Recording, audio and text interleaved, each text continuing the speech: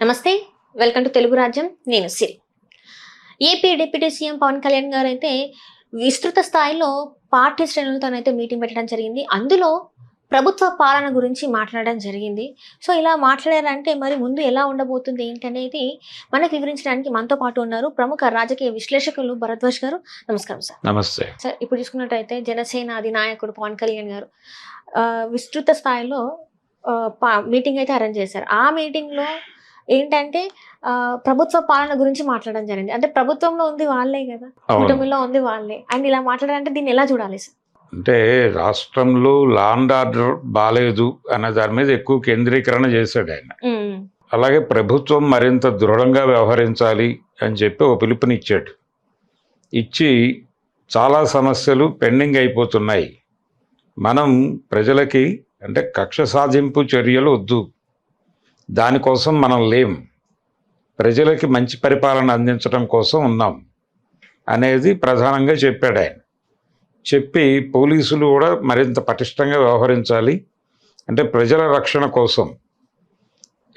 అలాగే పోలీసులు ఒక దెబ్బేస్తే తప్ప, పోలీసులు ఎవరినైనా నేరస్తుడిని కొడితే తప్ప తప్పు పట్టేస్తున్నారు. తెనాలి ఇన్సిడెంట్ని చెప్పాడు ఆయన. తెనాలిలో కొంతమంది గంజాయి వ్యాపారం చేస్తున్నారు అని చెప్పి పోలీసులు రైడ్ చేసి, వాళ్ళు దళితులు, వాళ్ళని రోడ్డు మీదే కొట్టి అందరి ముందు చాలా ఒక భయానకమైన వాతావరణాన్ని క్రియేట్ చేశారు. దాని మీద చాలా గొడవైంది. అనేక సంఘాలు కోర్టులను అప్రోచ్ అయినాయి. ఆ సందర్భంగా పోలీసుల మీద తీవ్రమైన విమర్శలు జరిగినాయి. పవన్ కళ్యాణ్ గారు ఇప్పుడు వాళ్ళందరినీ వెనకేసుకొచ్చాడు. ఎవరిని? ఆ పోలీసుల్ని, కొట్టిన పోలీసుల్ని వెనకేసుకొచ్చి కొట్టడంలో మొహమాట పడద్దు అని చెప్పాడు. సరే, బాగానే ఉంది, ఓకే. ఆయన గతంలో కూడా 1-2 సార్లు హోంశాఖ నాకు ఇస్తే పరిస్థితి వేరుగా ఉంటుంది అన్నాడు అని వార్నింగ్ ఇచ్చాడు. మీరు నేరుగా ముఖ్యమంత్రి గారితో మాట్లాడుకుని హోంశాఖ తీసేసుకోండి, కాదన్నది ఎవరు? అలాగే చట్టాలు కూడా మార్చేయండి. జనరల్గా పోలీసులకు ఉండే అధికారాలు ఏమిటంటే, ఎవరినైనా అరెస్టు చేసిన తర్వాత కొట్టమని చెప్పలేదు. 3rd డిగ్రీ ఉపయోగించడం అనేది ఎప్పుడైనా తప్పే. అది రఘురామకృష్ణరాజు గారి విషయంలో రైట్ అయిపోయి, లేకపోతే రఘురామకృష్ణరాజు గారి విషయంలో తప్పైపోయి ఇంకొకళ్ళ విషయంలో రైట్ అయిపోదు. ఎవరి మీదైనా 3rd డిగ్రీ ఉపయోగించడం అనేది కరెక్ట్ కాదు. ఒక వ్యక్తి నేరం చేశాడు అని తెలిసినప్పుడు అతన్ని అరెస్టు చేసి విచారించి 24 గంటల లోపు అతన్ని కోర్టుకు హ్యాండ్ ఓవర్ చేయాలి. అంతవరకే, అంతకుమించి పోలీసులకు వేరే బాధ్యత లేదు. తీసుకెళ్ళి వాళ్ళని కస్టడీకి, అంటే పోలీసుల కస్టడీకి, ఎవరికి, జ్యుడిషియల్ కస్టడీకి అప్పచెప్పేయటం వరకే పోలీసుల బాధ్యత. ఆ తర్వాత అతని మీద అతను నేరం చేశాడా లేదా అనేది కోర్టు పరిశూ చేస్తుంది. అతను నేరస్తుడని తేలితే వారు శిక్ష విధిస్తారు. అంతే తప్ప జనం మీద పడి కొట్టేయమని పోలీసులకు ఏమీ అధికారాలు ఇవ్వలేదు. లాఠీ చార్జ్ చేసేయమనే అధికారాలు, జనాన్ని కొట్టే అధికారాలు పోలీసులకు లేవు. కానీ చాలా సందర్భాల్లో పోలీసులు చేతిలో లాఠీ ఉంది కదా అని కొట్టే ప్రయత్నం చేస్తారు. అది తప్పు, అది ప్రజాస్వామికంగా తప్పు, కాన్స్టిట్యూషనల్గా కూడా తప్పు. అది తప్పు అని చెప్పాల్సినటువంటి ఓ మంత్రి గారు కొడితే తప్పేమిటి, కొడితే తప్ప, పోలీసు అన్న తర్వాత కొట్టకుండా ఉంటాడా, కొట్టకుండా ఎవరైనా మాట వింటారా అని మాట్లాడాడు. కొడితే మాట వింటారు, కొట్టకపోతే మాట వినరు అనేది ఒక రాంగ్ నోషన్. అంటే ఆయన హీరోగా సినిమాల్లో చేసినప్పుడు అనేక మంది విలన్లను చితక్కొట్టుంటాడు. ఇక్కడ కూడా కొట్టేయమని చెప్తున్నాడు ఆయన. కొట్టేస్తే విలన్ గారు మారిపోయారా ఏ సినిమాలో అయినా? వాడి జీవితంలో ఏదో ఒక సఫరింగ్ వచ్చినప్పుడు మాత్రమే విలన్లు మారుతారు. ఒకవేళ మారితే, లేకపోతే మారరు. యాజ్ ఇట్ ఈజ్గా జైలుకి వెళ్ళిపోవడం, చచ్చిపోవడం జరుగుతుంది. ఈయన కనీసం ఆ సినిమా లైన్లో కూడా లేడు. సినిమాల్లో పోలీసు వేషం వేసిన వాళ్ళు విపరీతంగా కొడతారు జనాన్ని, తెర మీద కూడా. అలాగే తప్పు చేసిన వాడిని కొడితే తప్పేమిటి, తప్పు చేసిన వాడిని చంపేస్తే తప్పేమిటి అని ఒక రకంగా ఆల్టర్నేటివ్, అంటే కాన్స్టిట్యూషన్కి ప్యారలల్గా ఇంకొక వ్యవస్థ గురించి మాట్లాడటం నేరం అని చెప్పి చెప్తున్నారు. అది ఈయన నేరంగా పరిగణించట్లేదు పవన్ కళ్యాణ్. ఆయన అదే మాట్లాడుతున్నాడు. పోలీసుల విధి విధానాల్లో ఏమైతే వాళ్ళకి ఇవ్వబడినటువంటి అధికారాలు ఉన్నాయో ఆ అధికారాలు కాకుండా కొత్త విషయాలు చెప్తున్నాడు ఈయన. అది ఎలా యాక్సెప్ట్ చేయాలి? వాళ్ళు ఏదో రహస్యంగా చాలా చేస్తారు. రహస్యంగా అంటే 24 గంటల్లో కోర్టుకు పెట్టాలి అనే నిబంధన వాళ్ళు ఏ రోజు పాటించరు. అరెస్ట్ చేసిన వాడిని 15 రోజులు, 20 రోజులు, నెల రోజులు వాళ్ళ ఇష్టం. అంటే ఎవరైనా సెర్చ్ వారెంట్ వేస్తారేమో అని స్టేషన్లు తిప్పుతూ ఉంటారు. ఒక్కొక్కసారి ఈ గొడవంతా ఎందుకని తీసుకెళ్లి ఖాళీగా ఉన్న ఒక పోలీస్ క్వార్టర్లో పడేస్తారు. ఈ సెర్చ్ వారెంట్ వాళ్ళు స్టేషన్ మాత్రమే వెతకాలి, బయట వెతకడానికి వాళ్ళకి పవర్స్ ఉండవు. ఇది పరిస్థితి. అందుకని పోలీసులు ఇప్పటికే వాళ్ళు చట్టాన్ని పాటించరు, వాళ్ళు ఇష్టం వచ్చినట్టు వాళ్ళు బిహేవ్ చేస్తున్నారు. ఇప్పుడు ఈయన అలా బిహేవ్ చేయటాన్ని సమర్థిస్తూ వెడితే ఒక మంత్రి గారు, వాళ్ళు మరింతగా జనం మీద పెట్టిరేగిపోయే ప్రమాదం ఉంది. ఆ ప్రమాదం ఉంది అని తెలుసా తెలియదా ఆయనకి కూడా అర్థం కాల.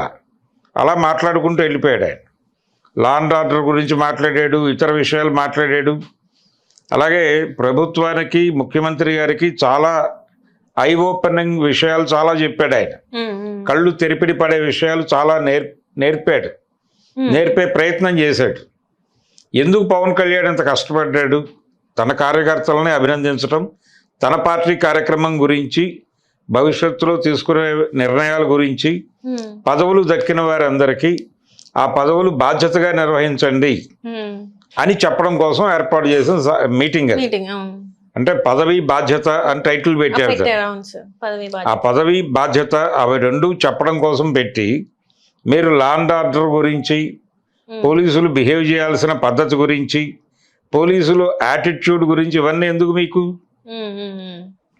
దానికి ఒక లింక్ వేసాడు. టూరిజం డెవలప్ అవ్వాలంటే శాంతి భద్రతలు బాగా ఉండాలి. శాంతి భద్రతలు బాగా ఉంటేనే టూరిజం నడుస్తుంది. అలా టూరిజం కోసం పోలీసులు యాక్టివ్ అయిపోయి సమాజంలో ఏ రకమైన ఆందోళనలు, ఏ రకమైనటువంటి ఘర్షణలు తలెత్తినా అణిచేయాలి అని చెప్పాడు ఆయన. అదేం పద్ధతి? ఒక మంత్రిగా, ప్రజాస్వామికంగా, ఒక పార్టీకి నాయకుడిగా ఉండి ప్రజలు వాళ్ళకి నచ్చని విషయాల మీద రోడ్డు మీదకి వచ్చి ఆందోళనలు చేస్తారు. వాళ్ళ మీద కూడా దాడులు చేసేస్తే మీ పోలీసులు వెళ్ళిపోయి చంపేస్తే వాళ్ళని ఆల్రెడీ చేస్తున్నారు ఆ పని.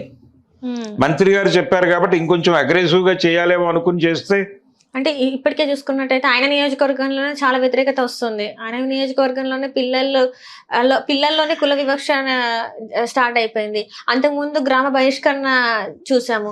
ఇలాంటివి జరుగుతున్నప్పుడు వీటి మీద స్పందించకుండా దీని గురించి కూడా మాట్లాడింది ఏంటంటే కావాలని వీళ్ళు చేస్తున్నారు, అసలు అట్లాంటిది ఏం జరగలేదు అన్నట్టు తను మాట్లాడుతున్నాడు. సో అసలైన వాస్తవ సంఘటనల మీద ఎందుకు రెస్పాండ్ అవ్వట్లేదు? అసలు ఆయన చాలా గందరగోళం. అయితే ఆయన వెనకాల ఏదో మోటో ఉంది అనేది అర్థమైంది.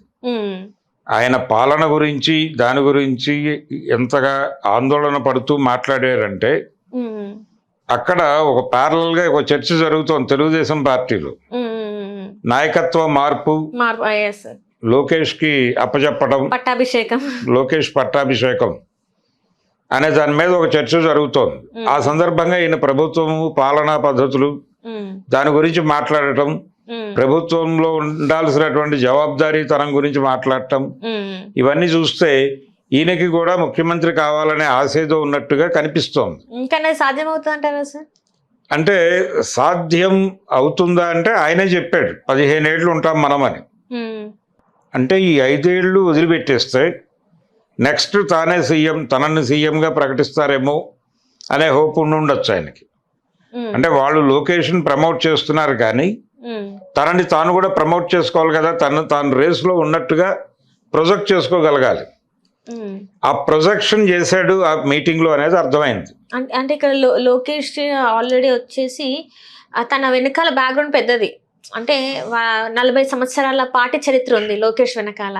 పవన్ కళ్యాణ్ వెనకాల ఏముంది సార్? ఆయన ఆశయాలు ఉన్నాయి, ఆయన అభిమానులు ఉన్నారు, వాళ్ళ అన్నయ్య గారు ఉన్నారు. వాళ్ళ అన్నయ్య గారిది కూడా అంత చరిత్రే. చంద్రబాబు ఎంత చరిత్ర ఉందో ఆయనకి అంత చరిత్ర ఉంది. కానీ ఆయన పార్టీ పెట్టి ఫ్లాప్ అయిపోయారు కదా సార్. ఆయన ఫ్లాప్ అయ్యాడు కానీ ఆయనకు ఒక ఇమేజ్ ఉంది కదా ప్రపంచంలో. మెగాస్టార్ అనేటువంటి ఇమేజ్ ఉంది ఆయనకి, ఈయనకి పవర్ స్టార్ అనేటువంటి ఇమేజ్ ఉంది. మేమిద్దరం కలిస్తే మళ్ళీ ఇప్పుడున్న వాతావరణంలో ఏదైనా మిరకిల్ సంభవించవచ్చు అనేది ఆయన మనసులో ఉండుండొచ్చు.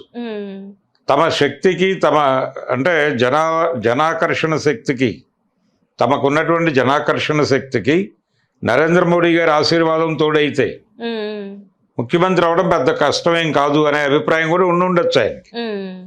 ఈ ఉండటం వలన వచ్చే ఎన్నికల్లో కొత్త సమీకరణాలు చూస్తారు అనే హింట్ కూడా ఇచ్చాడు ఆయన. ఏమిటా కొత్త సమీకరణాలు అనేది చెప్పలా. మళ్ళీ చంద్రబాబు గారిని ఆకాశానికి ఎత్తి పొగిడాడు. ఇవి చేస్తున్నాడు, వార్నింగ్ ఇస్తున్నాడు, ఇవన్నీ జరుగుతున్నాయి ప్యారలల్గా ఒకే మీటింగ్లో. తన పార్టీ కార్యకర్తల్ని, తన పార్టీ నాయకుల్ని అందరినీ మెచ్చుకున్నాడు. వాళ్ళ కంట్రిబ్యూషన్ గురించి ప్రపంచానికి చెప్పాడు. అంటే ఆ పార్టీకి కోసం, అంటే ఆ పార్టీ కోసం మాత్రమే కాదు, ప్రభుత్వం కోసం తన కార్యకర్తలు, తన అభిమానులు వీళ్ళందరూ ఎంత కష్టపడ్డారు ఏమిటివన్నీ చెప్పుకుంటూ వెళ్ళాడు. అంటే తనని తాను ఎలివేట్ చేసుకునే ప్రోగ్రాం ఒకటి ఉంది ఆయనలో. తనని తాను ఎలివేట్ చేసుకుంటూ ప్రభుత్వంలో జరుగుతున్నటువంటి కొన్ని వ్యవహారాల పట్ల ఇంకొంచెం సీరియస్గా ఉండాలని చెబుతూ, అలాగే మనం కక్ష సాధింపు చర్యలకు మాత్రమే పరిమితం అయిపోయి ప్రభుత్వం ఇది మాత్రమే చేస్తోందని మాట్లాడే వాతావరణం కల్పించకండి అని చెప్పాడు. అంటే ఎవరి మీద కక్ష సాధింపు జరుగుతోంది? జగన్మోహన్ రెడ్డి పార్టీ మీద, వైఎస్ఆర్సీపీ మీద సీరియస్గా అటాక్స్ జరుగుతున్నాయి. ఇది మనం ఇక్కడే కేంద్రీకరించి ఉన్నామని వాళ్ళు మాట్లాడుతున్నారు. సో ఆ రకమైన విమర్శ రాకుండా చూసుకుందాం అనేది కూడా చెప్పాడు. ఈ చెప్పే క్రమంలో వచ్చే ఎన్నికల్లో ఒక కొత్త ఈక్వేషన్ ఏదో వస్తుంది అనేది కూడా చెప్పాడు. అంటే ఆ కొత్త ఈక్వేషన్ ఏది కావచ్చు అనేది ఒక్కసారి లోపలికి వెళ్తే ఢిల్లీ దేవుడు ఆదేశిస్తే అవసరమైతే జగన్తో కూడా కలిసి వెళ్తాననే మూడ్లో ఏమైనా ఉన్నాడు ఆయన. జగన్ పవన్ కలిసి చంద్రబాబుని పక్కన కూర్చోబెట్టడం లాంటి ఐడియా ఏమైనా అంటే ఇప్పుడు ప్రస్తుత కాలంలో అది సాధ్యమవుతుందా సార్? అంటే మనకు కనిపిస్తున్నది సాధ్యం కాదు అనేది అనుకుంటున్నాం మనం. ఒకవేళ ఢిల్లీ పెద్దలు పూనుకుంటే అది ఎందుకు కాదు? కానీ సీట్ల పరంగా చూసుకుంటే పవన్ కళ్యాణ్ గారికి చాలా తక్కువ ఉంది. అంటే స్ట్రైక్ రేట్ ఎక్కువ ఉన్నా కూడా సీట్ల పరంగా తక్కువ ఉన్నారు. వచ్చే ఎన్నికల్లో పెరగచ్చు. అది వైఎస్ఆర్సీపీతో ఆయన పొత్తు పెట్టుకుంటే వాళ్ళు ఈయనకి ఇక్కడ ఇప్పుడు ఇచ్చిన సీట్ల కంటే ఎక్కువ సీట్లు ఇవ్వచ్చు, అకామిడేట్ చేసుకోవచ్చు. ఎందుకంటే ఢిల్లీ దేవుడి ఆశీర్వాదం ఆయనకు ఉంది అని తెలుసు కాబట్టి ఇంకొంచెం ఎక్కువ సీట్లు గెలిచి వైసీపీతో కలిసి తెలుగుదేశం ప్రభుత్వాన్ని పడగొట్టి వీళ్ళే ప్రభుత్వంలోకి రావచ్చు కూడా. ఎందుకంటే గతంలో చూసుకున్నట్టయితే వైసీపీ అధినేత ఎవరైతే జగన్మోహన్ రెడ్డి ఉన్నారో తన మీద మన నోరు పడేసుకొని ఎలా మాట్లాడారో మనం చూసాం. ప్రతి ఒక్క ప్రచారంలో ఎక్కడికి వెళ్ళి అంటే ఆయనని సంబోధించిన విధానం కూడా చూసాం. అలాంటి వ్యక్తితో కలిసి మళ్ళీ ప్రయాణం చేసే అవకాశం అంటే ఒక ఢిల్లీ నుంచి ఆదేశం వస్తే అంటే వస్తే పాటిస్తాడు ఆయన, లేకపోతే లేదు. ఢిల్లీ నుంచి నువ్వు జగన్తో కలిసి వెళ్ళాలంటే నాకేం అభ్యంతరం లేదని వెళ్ళి కలుస్తాడు ఇతను. ఆ పిలుపు వస్తే వెళ్తాను, లేకపోతే కనుక వాళ్ళు ఎలా చెప్తే అలా చేస్తాను అనేది ఢిల్లీ పట్ల తన విధేయతని చాటుకున్నాడు. కొత్త సమీకరణ రావచ్చు అనే పదం దగ్గర రకరకాల యాంగిల్స్ ఉన్నాయి. ఒకటేమో ఆయనతో కలిసి వెళ్ళొచ్చు జగన్తో, వాళ్ళు ఆదేశిస్తే. ఒకవేళ లేకపోతే తను సొంతంగా బీజేపీ జనసేన కలిసి చిరంజీవిని స్టార్ క్యాంపెయినర్గా పెట్టి కూడా వాళ్ళు కథ నడిపించగల సమర్థులే. ఆయన డెఫినెట్గా సహకరిస్తాడు. నా తమ్ముడు ముఖ్యమంత్రి కావడానికి ఏం చేయడానికైనా సిద్ధమైన ఆ మధ్య ఎప్పుడో ప్రకటించాడు. అవును సార్, పార్టీల పరంగా కాదు, నేను ఏ పార్టీలో వెళ్ళలేను కానీ నేను ఇట్లా ఉంటాను అని చెప్పేసి అన్నాడు. కాబట్టి అందులో భాగంగానే ఆయన చేస్తాడు. ఇవన్నీ అంటే అది కూడా కొత్త ఈక్వేషనే. బీజేపీ జనసేన ప్లస్ చిరంజీవి ఇదొక కాంబినేషన్. అయితే గత చంద్రబాబు గారి ప్రమాణ స్వీకారం సందర్భంగా నరేంద్ర మోడీ గారు పవన్ కళ్యాణ్ చెయ్యి చిరంజీవి చెయ్యి పైకెత్తి ఒక అభివాదం చేశాడు. దాన్నే పెద్ద ఫోటోగా పెట్టి కథ నడిపించేయచ్చు. ఏదైతే మీటింగ్ లో తను మాట్లాడిన దానికి ముందే ఒక స్కెచ్ అనేది వేసుకొని దాన్ని ఇలా ఉంది అని చెప్పేసి ముందే వదిలేరని అనుకోవచ్చు సార్. మరి ఎగ్జిక్యూట్ చేశాడు ప్రాపర్ గా, ఎగ్జిక్యూట్ చేసి తన అభిప్రాయాలు ఇవి అని స్పష్టంగా చెప్పాడు. ఇప్పుడు దీని గురించి ప్రోగ్రామ్ డిజైన్ చేసుకోవాల్సింది తెలుగుదేశం పార్టీ, తెలుగుదేశం నాయకులు. అలాగే వైసీపీ నాయకులు ఎలా స్పందిస్తున్నారు, వాళ్ళ పద్ధతిలో వాళ్ళు రియాక్ట్ అవుతున్నారు. ఇలా నడుస్తోంది ప్రపంచం. కాబట్టి లోకేష్ పట్టాభిషేకానికి పవన్ కళ్యాణ్ సుముఖత్వం అనేది అంత ఈజీగా దొరికేలా లేదు.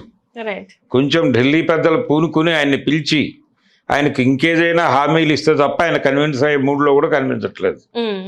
అంటే రాష్ట్ర ముఖ్యమంత్రి పదవి అనేది ఆయన టార్గెట్ అయి ఉంటే డెఫినెట్గా దాన్ని సాధించేయడానికి ఇంతకంటే అద్భుతమైన అవకాశం దొరకదు ఆయనకి. సో దొరికిన అవకాశాన్ని ప్రాపర్గా వినియోగించుకుందాం అనేటువంటి ఒక ఫోకస్డ్ దీంతో ఉన్నాడు.